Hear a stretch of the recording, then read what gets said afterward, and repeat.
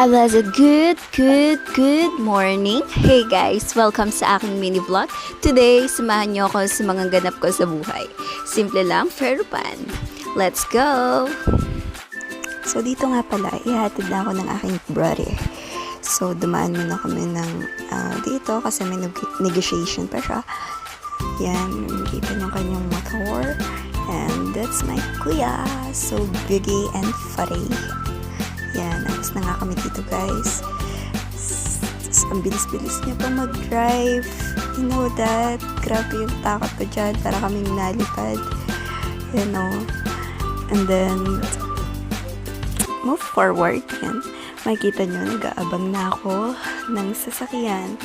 Tagal pa nga kasi walang nadaang jeep. Oh no! And hanggang sa nakarating na ako sa bayan.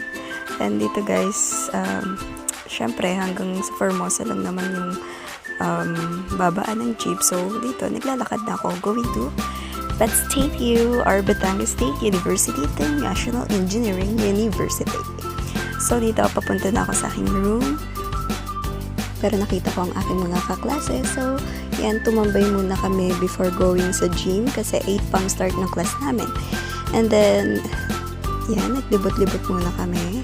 So, itim na nga guys ng falls. Oh no, kailangan na maglinis. Yan nga pala ang aming university. Diyan kami napasok, syempre. Libre, tuitions.